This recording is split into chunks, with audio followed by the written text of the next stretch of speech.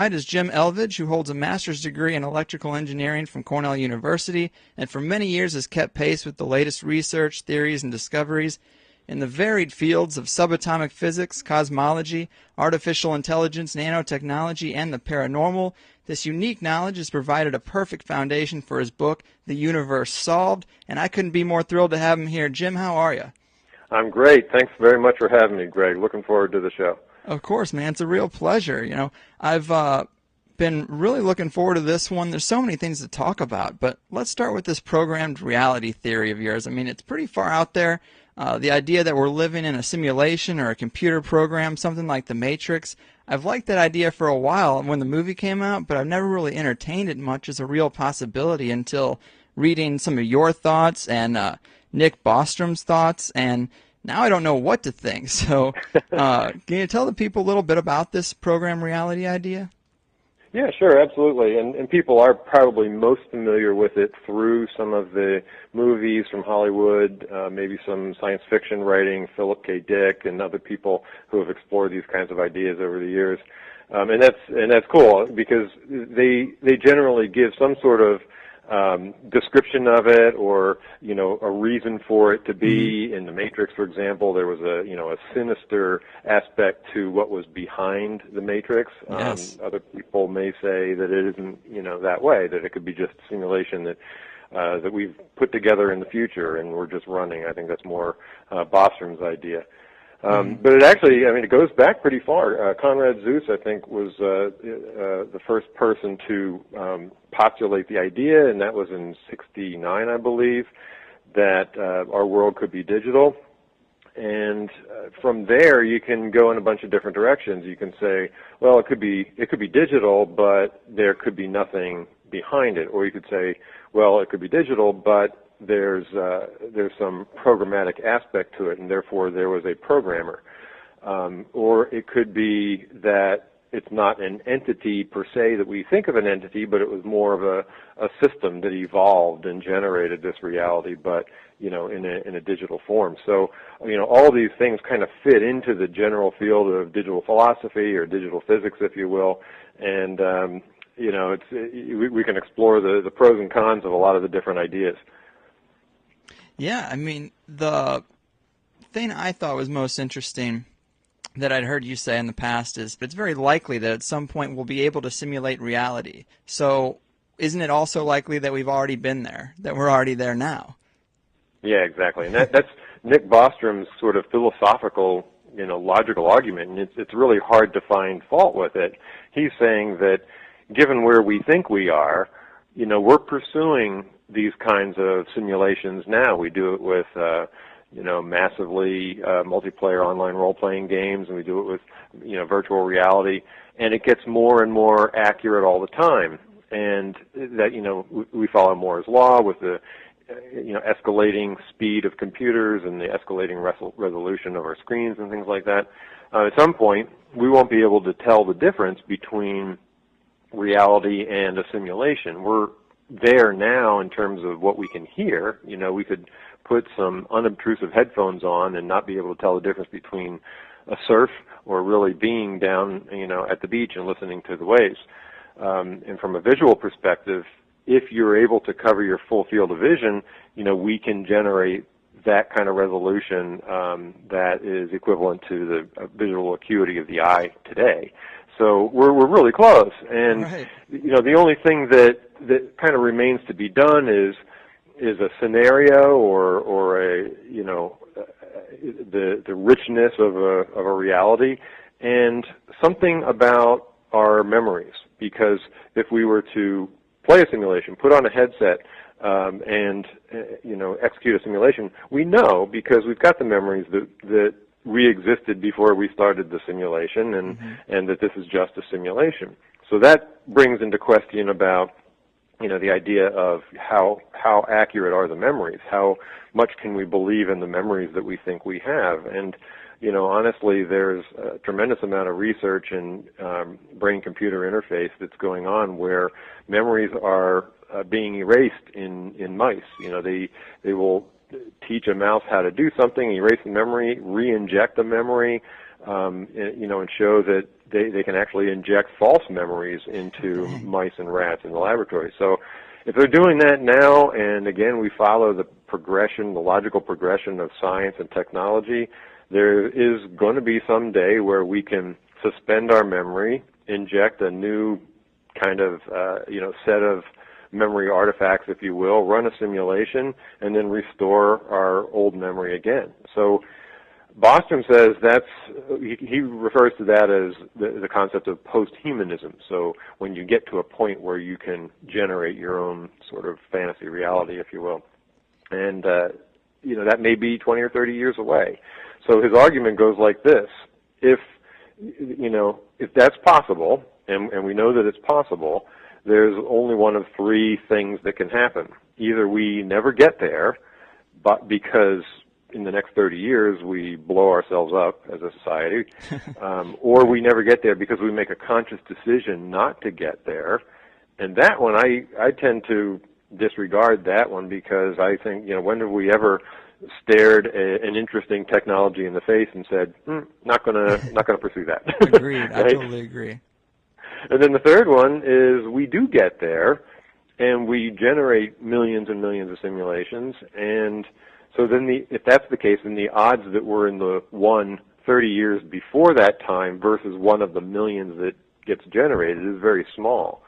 So if you think through his logic, if you're a pessimist, you'll believe that we're going to blow ourselves up in the next 30 years. If you're an optimist, you would have to believe that we're actually in a simulation. When you take that a step further, we could be just stuck in an infinite loop of digital realities within digital realities where we learn more and more and more and create another one and create another one.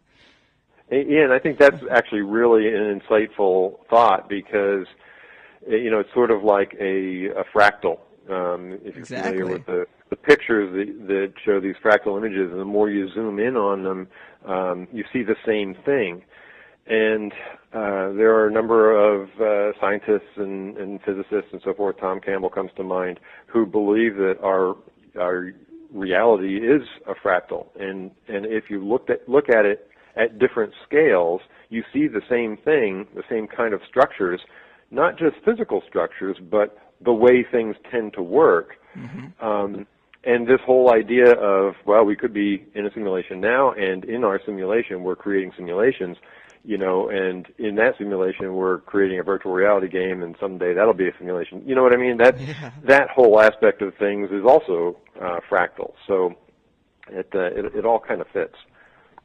Yeah, I mean, on the subject of fractals, I've seen those pictures where people put on one side like a cell in the human body, and on the other side a galaxy, and they look so similar. Yeah. It's that same Zen philosophy point of, everything is part of the whole. Isn't it? Yep. Yeah. I really like those, and it's striking when you look at some of these cosmological maps of the known universe and all these little tendrils and things like that are in the maps, and then you take a look at a cell or something, and you see the same structures. And that's not to say that the cell is a universe for some other entities. That could be a little bit of a crazy idea, or maybe not. But the more to the point is that there's some organizing principle to our reality that makes things grouped together in large scales the way it makes things grouped together in small scales, the way things communicate in large scales, that is similar to the way they communicate in small scales, the way they form structures and so forth. And that organizing principle, what is that? We haven't discovered that from a scientific standpoint.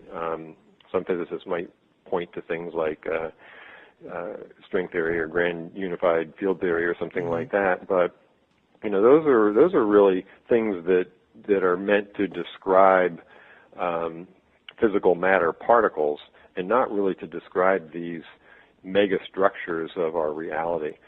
So just the fact that they repeat at different scales is interesting by itself, and kind of implies that there's some organizing force at work here.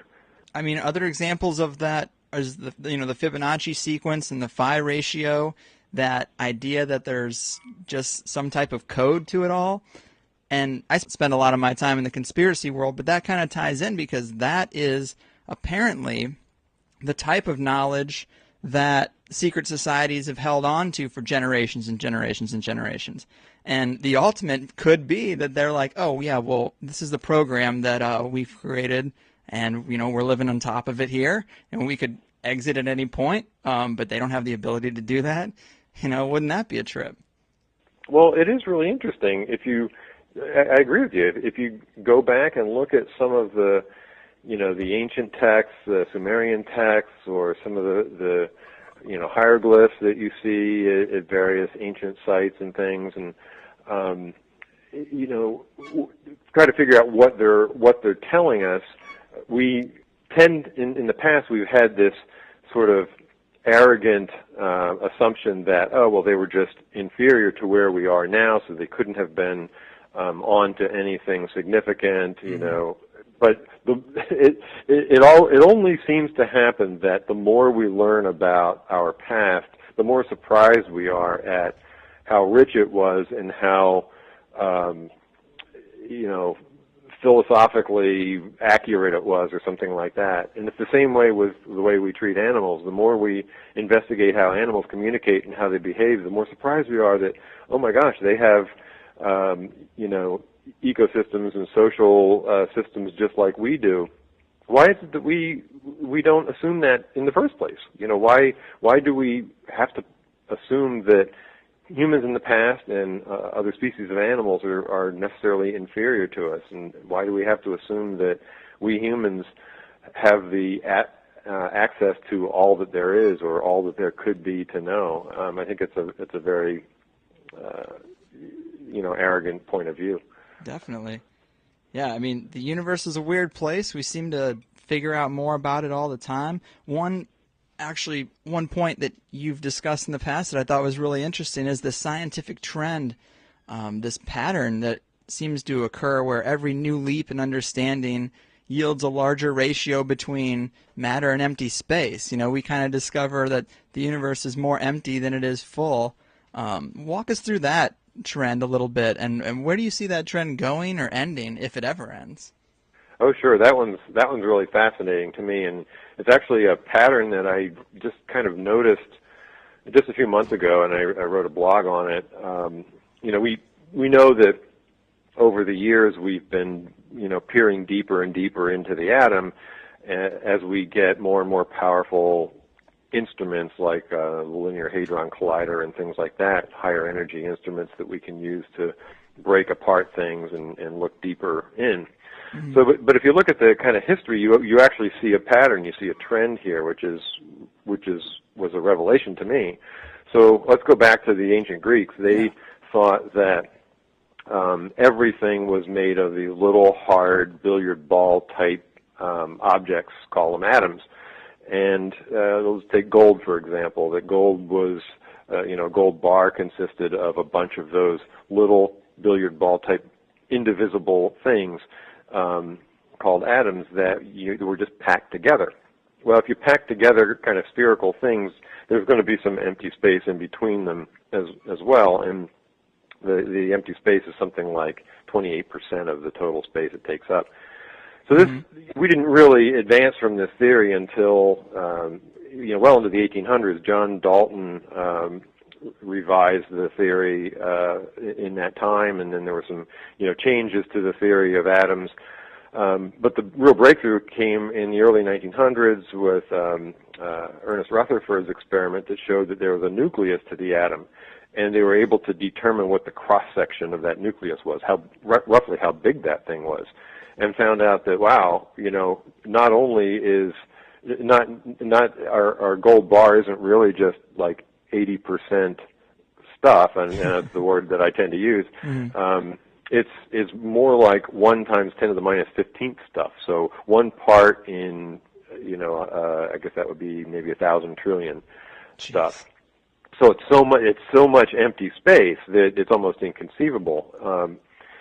But it didn't end there. In the 60s, with quark theory, they realized that the nucleus, these protons and neutrons, were actually composed of something else. They're composed of quarks, and those quarks were much, much smaller, and that most of a proton was empty space. So now the and they've been able to do some estimates on cross sections of quarks. Now they're saying that our gold bar is 1 part in 10 to the 28th, stuff, and everything else is empty space. And then the string theorists came around in the 80s and 90s and said, well, even quarks are made of something else. They're made of these little vibrating bits of string that vibrate at different frequencies for different particles. And the width of this string is what's known as the Planck length. And the Planck length is something like 10 to the minus 35 meters. It's the limit of quantum mechanics. It's the limit beyond which you can't probe any deeper. And that's what they say the width of the string is. So if you do that calculation, you're up to something like 1 part in 10 to the 52. And the 10 to the, first of all, 1 part in 10 to the 30th is equivalent to a grain of sand is to the size of the Earth. So 1 part in 10 to the 52 is like a grain of sand, in the solar system, or maybe the galaxy or something. I'm not even sure. I haven't done that calculation, but it's ridiculously empty. And I start thinking, well, what's the point of having stuff anyway? The trend is that every 60 years or so, we lose about 15 orders of magnitude of density of our stuff in the best theories of science. So if we keep going in that direction, we're heading toward the ultimate, which is there really is no stuff. It's really just data, which to me it's kind of one of these big trends that I see happening in scientific theory. And as we kind of peel the onion of what makes all of this tick, of what the rules are in science, we peel it back further and further, we find that there's less and less stuff, and probably at the end of the day, there's none. All it is data and rules.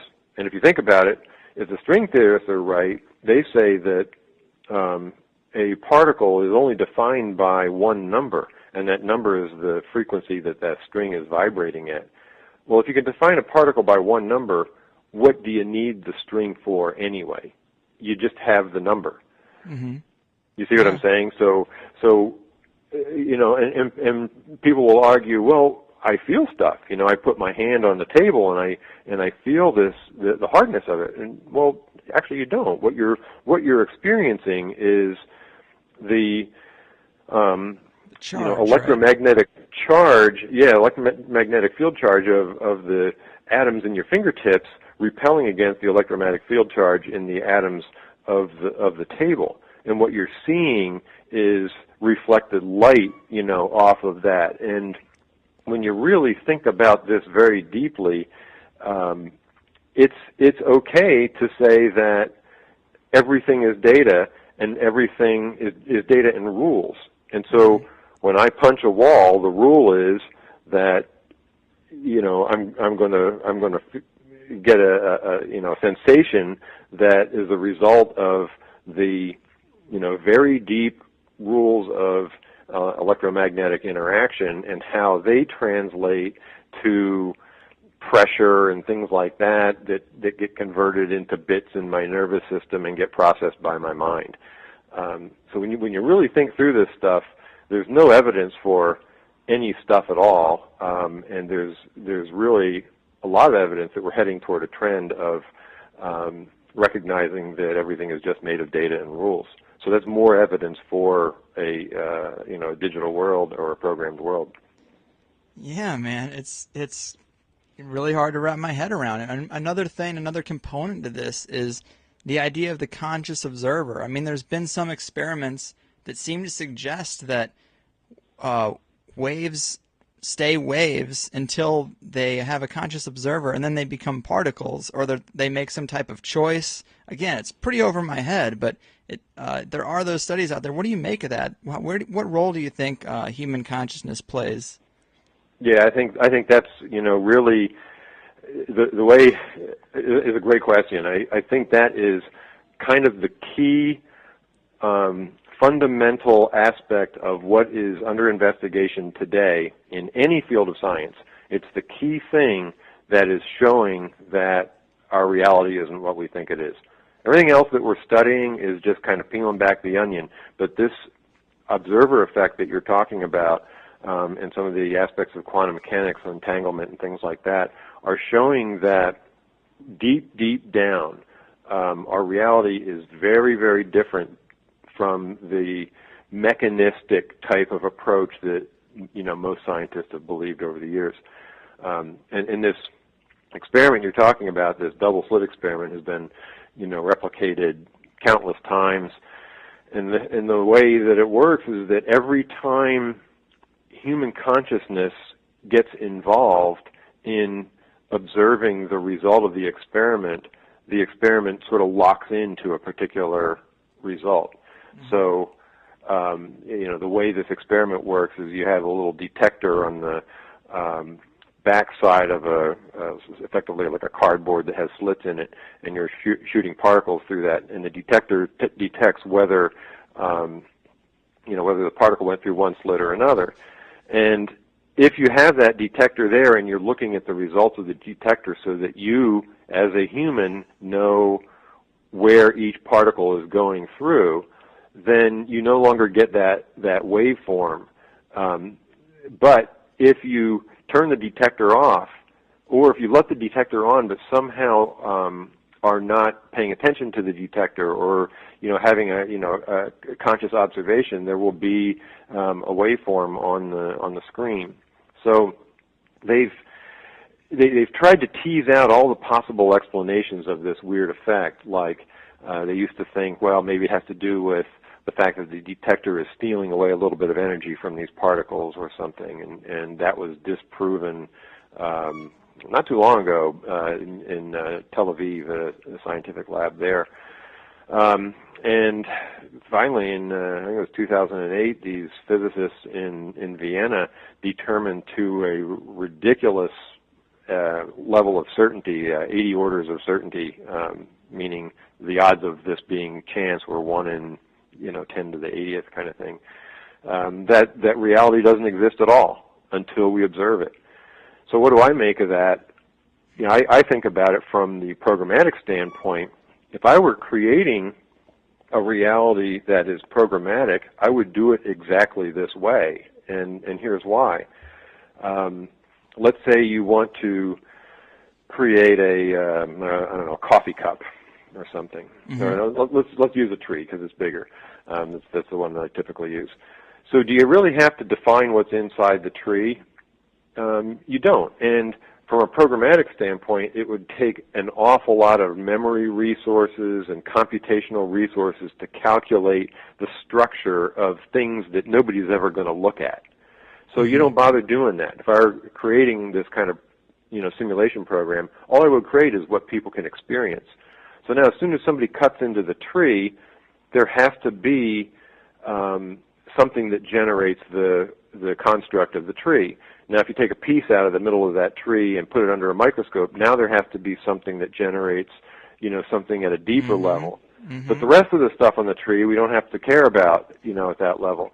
So the further down you go in this thinking, you realize that once you get down to the particle level, now I'm looking at a number of particles, and they have to have some rules. They have to be behaving in a certain way because I am measuring them, I'm observing them. So now we've made those particles lock into a particular state. That's exactly what happens in quantum mechanics. That's called decoherence. And that's why these effects occur. Everything else is probabilities until we force the program to generate reality, in our minds. Then you get things locked in. That's why entanglement occurs. You can take particles and move them light years apart from each other. Of course, they haven't been able to do that in experiments. They've done miles and 20 miles or something like that, but they've proven that these things they act as one particle. They don't act as two particles anymore. And the reason I would say is because they're following rules of the program in lockstep. The program is saying, well, there's like a little state machine, if you will. The program is saying, okay, when this particle has the spin up, this particle over here has spin down, and every time it clocks through another calculation of reality, it sets those two particles to be equivalent. So for all intents and purposes, those particles are one and the same. It's like two pixels on the computer screen that you look at. Every clock cycle, those two pixels are being repainted. So the underlying construct that drives those pixels is something that's very consistent. You could move those pixels, far apart from each other, and still every clock cycle they'll get repainted. It doesn't make any difference how far apart they are, because they're all driven by the same underlying mechanism.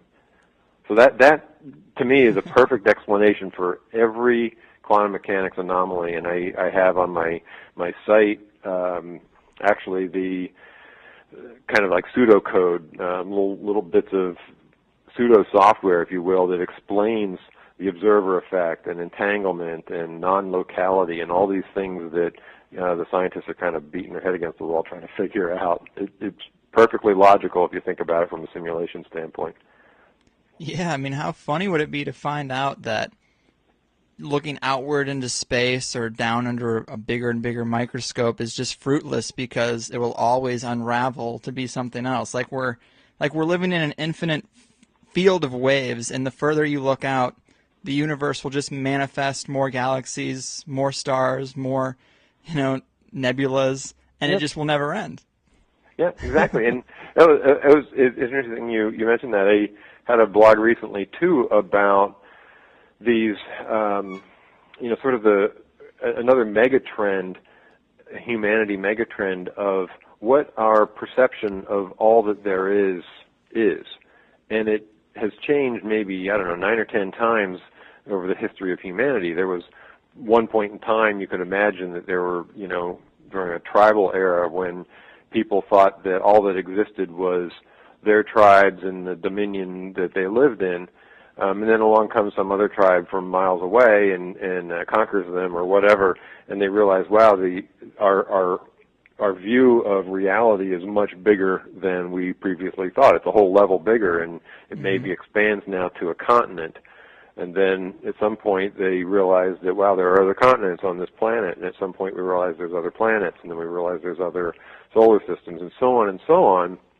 And the interesting thing is that if you plot the dates at which we become aware that there's yet one more level of expansiveness to our worldview, if you will, they follow a perfect exponential pattern. And the last one was, again, in, say, like the 1990s, people like Max Tegmark talked about the multiverse theory and postulated all kinds of ways that there could be parallel realities and parallel universes. Well, we're actually due for another one, and there is another one, and this other one is exactly what we're talking about tonight. It goes a little bit beyond the idea that we're just in a simulation.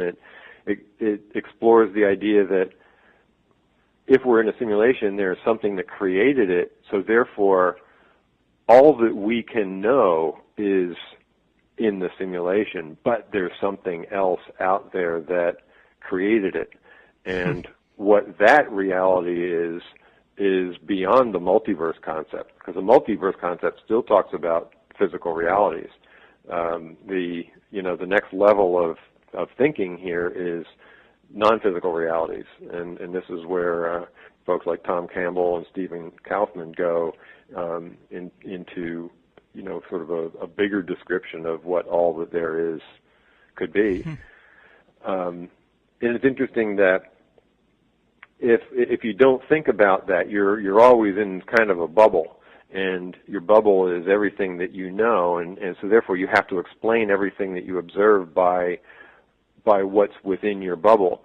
But if you can somehow understand that there's something outside of that bubble and try to infer what that is, or maybe travel to it or whatever, and I think we do travel to that when we travel consciously, then you can realize that the mechanisms that created our bubble are different, and they can explain some of the things that we see. It gives you a whole different perspective on the world that we're living in and the purpose that we have and things like that.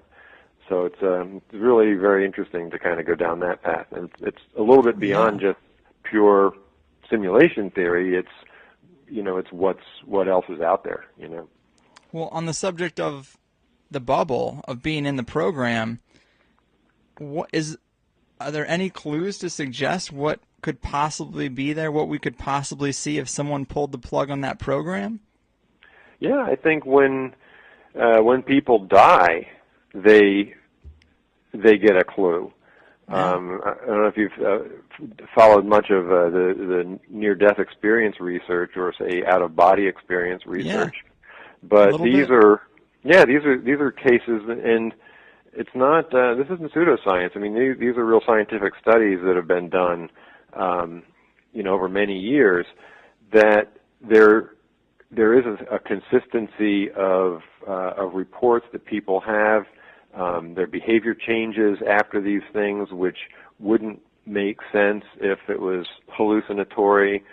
There are things that they experience that then can be corroborated later on, like past life regressions, perhaps, or telepathy or clairvoyance or something like that. Remote viewing. I mean, the Army funded remote viewing for like 20 years, so it wasn't that that didn't work. I think they would have killed the program if it didn't work at all. Right. So 20 years that they tell us about. Yeah, exactly.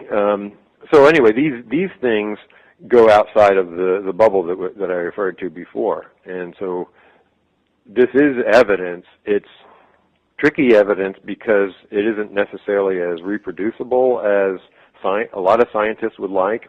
But science isn't all about reproducibility. Something isn't science just because it's reproducible. There's lots of things that take, geology, for example.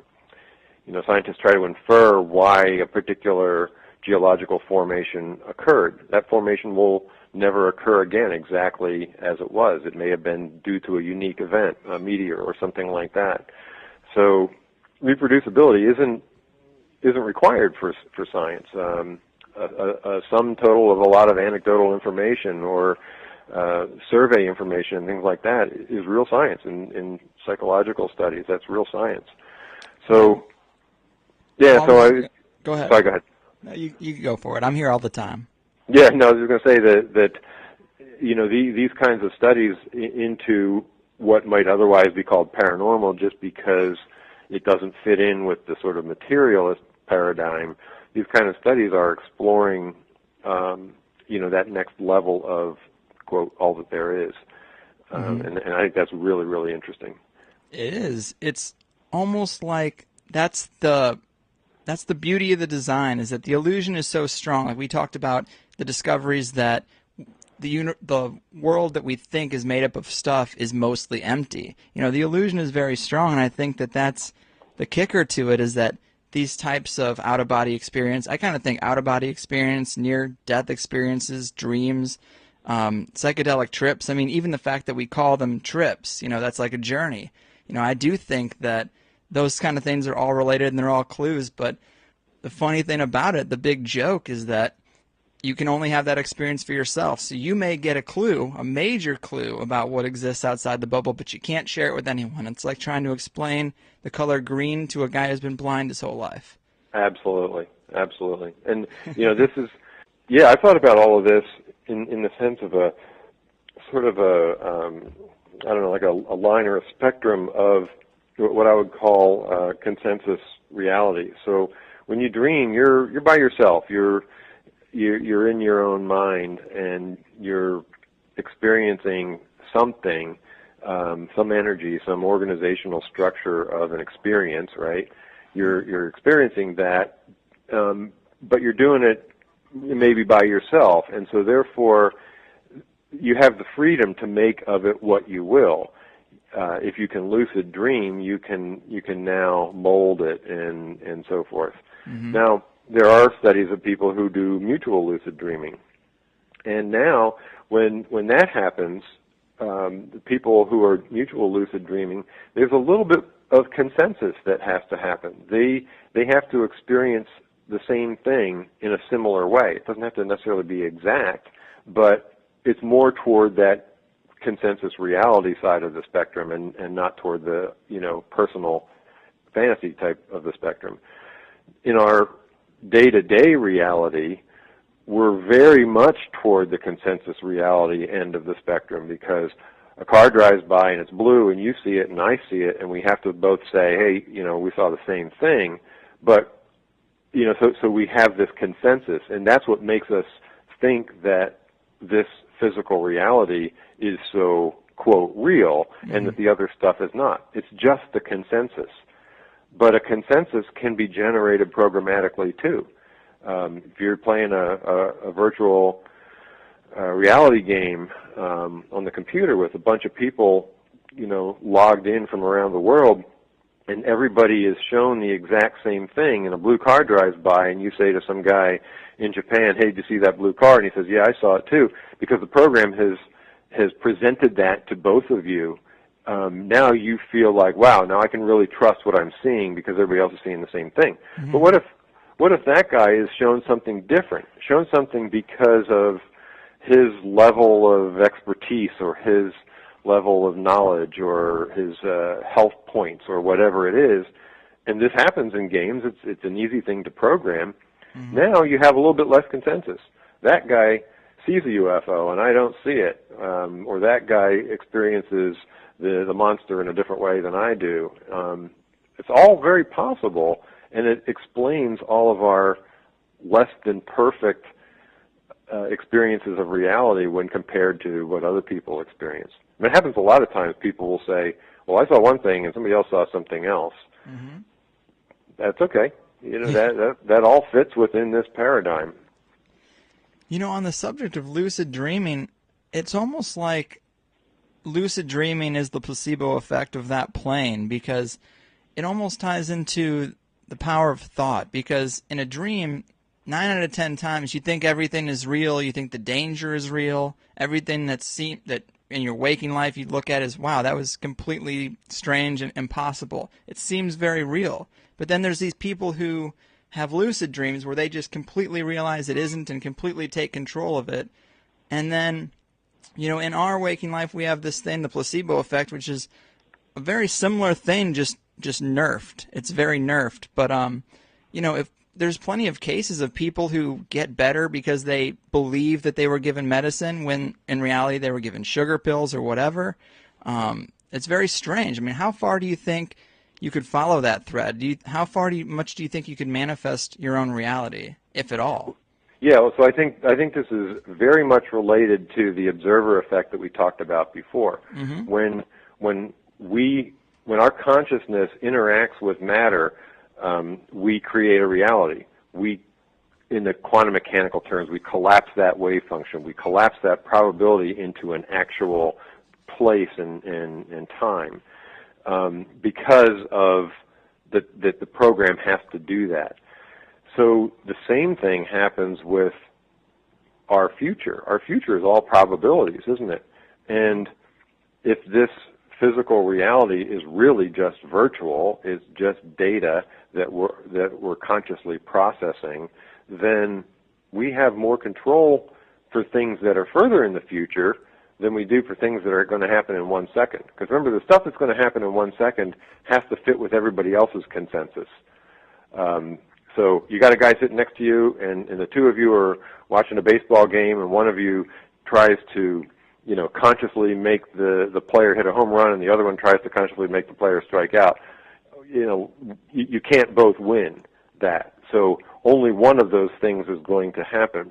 Whereas, further out in the future, there isn't so much, you're not so close to a consensus or a locked-in thing. You can influence things further out into the future. I mean, theoretically, that all makes kind of sense to me.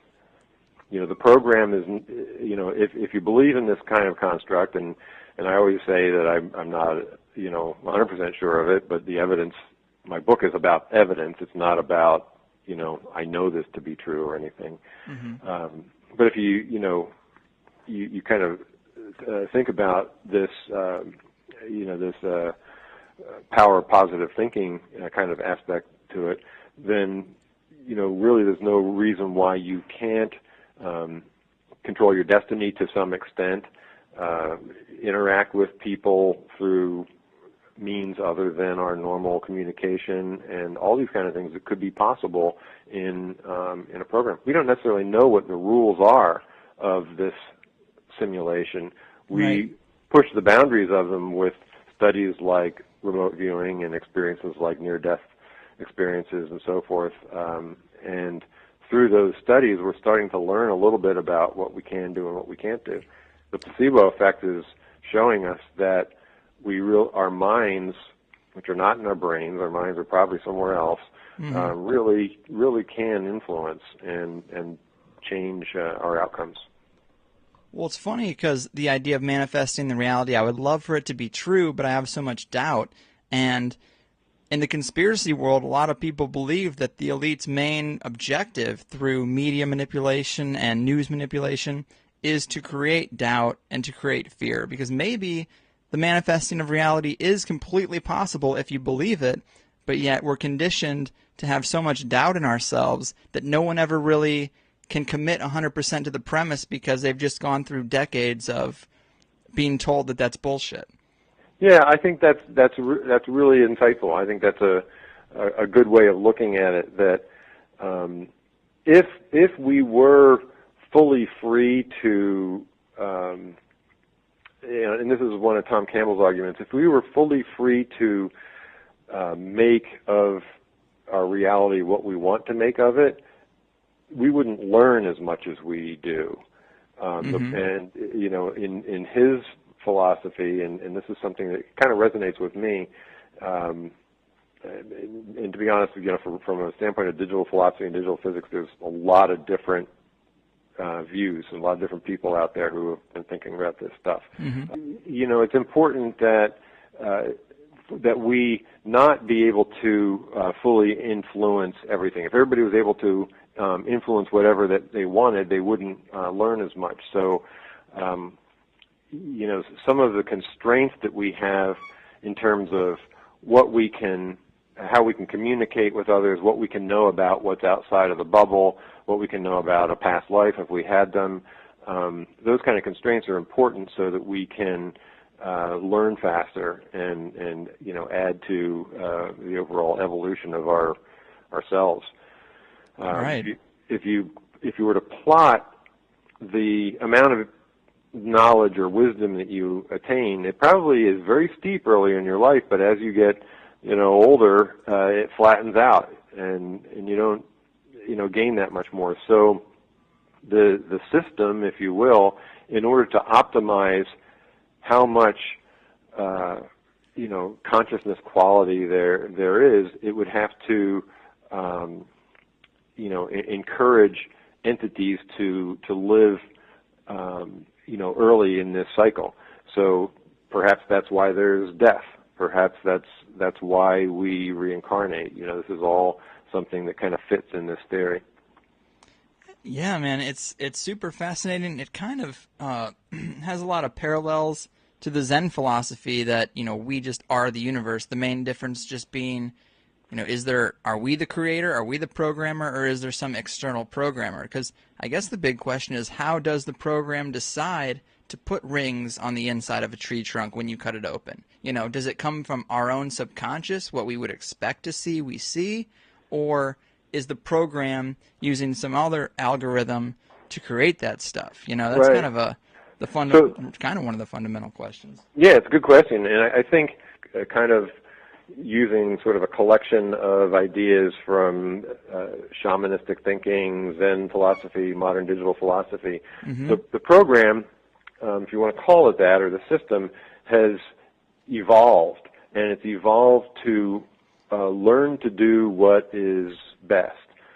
So if the best thing is for it to be really efficient, and generate those, the content of the rings of the trees, then that's what it's going to evolve to. I mean, if you think about sort of the theory of natural selection, Darwin's theory follows a similar type of approach.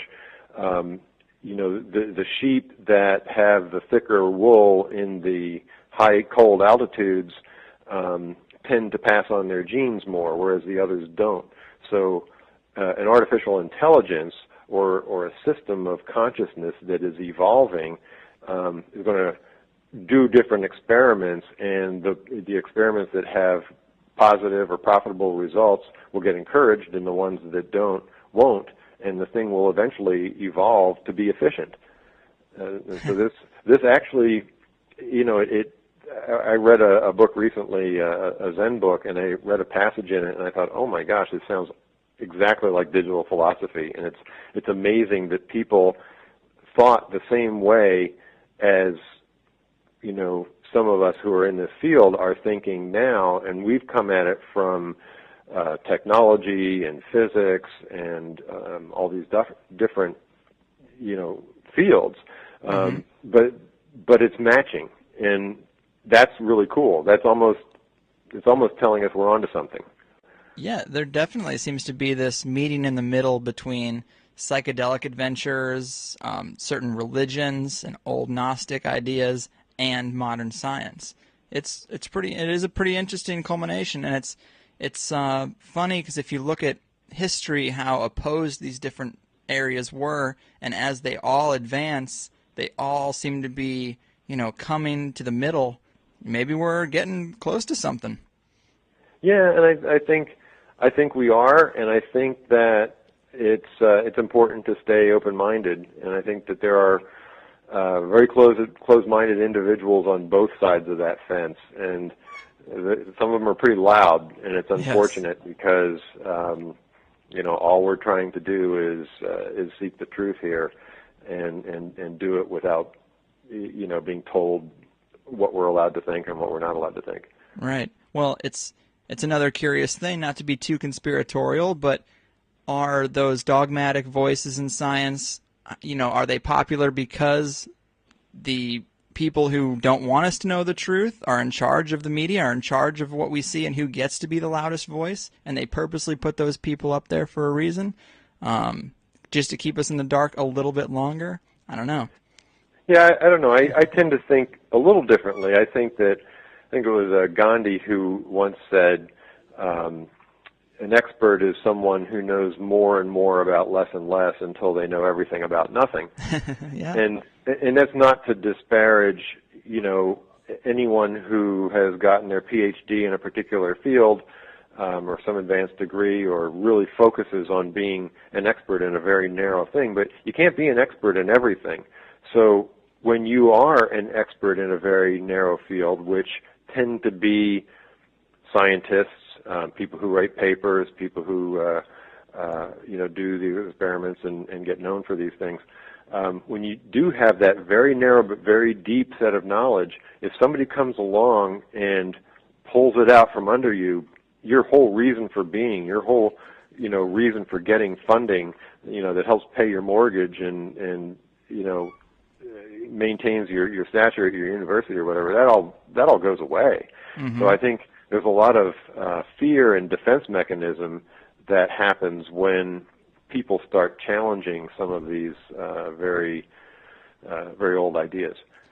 Oh, I totally agree with you that is the reality, but I guess I just have more of a question of if it's just unfortunately the way it is, or if it's a result of careful planning to orchestrate that system. But another thing I wanted to ask you about was the idea of, as we look out into the universe, it manifesting itself as we look further and further and develop the ability to do so. How do you think that could apply to extraterrestrials? Do you think maybe being more open to the idea in modern times, having more of an expectation of the possibility of finding something, that it might actually bring it to fruition? Yeah, I think there's something to that. They may be other organized conscious entities in the greater field of consciousness as we are, just different. and the rules of our interaction are different than what the rules of our interaction with ourselves are. That's sort of how the way I would look at it. If we want to make more contact, probably the more that we get in touch with this, idea of how there's one global consciousness, and maybe make requests for those interactions might bring us closer.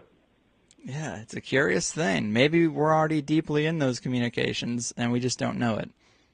We might be. Those might be some of what happens in the dream state too. Yeah, totally agree. Hey, it's been great talking to you, man. Before we go, I wanted to ask you one other thing. It seems like I see new crazy scientific discoveries like every other day online, whether I understand it or not. But what are some of the more recent things to come out of the internet that you've seen that most interest you? Well, one of them that I just saw last night was fascinating. Was a study with some experimental evidence that shows that time may come out of this whole entanglement idea. So, time itself exists within the sort of the bubble of space where things are entangled, and outside of it, time doesn't exist at all. I'm still trying to wrap my head around this, but this one, I mean, it feels to me intuitively like it may be another piece of the puzzle. It might be something that can give us some more enlightenment about the way the greater reality works. Yeah, that's pretty interesting. Yeah, it's almost like an evolution of the same principle that, the reality we look at, the stuff we look at feels so solid, looks so solid, but it's mainly empty. Time feels like such a fundamental necessity, yet, if there was a way to explore it deeper, we might find that, there's more timelessness than timeness.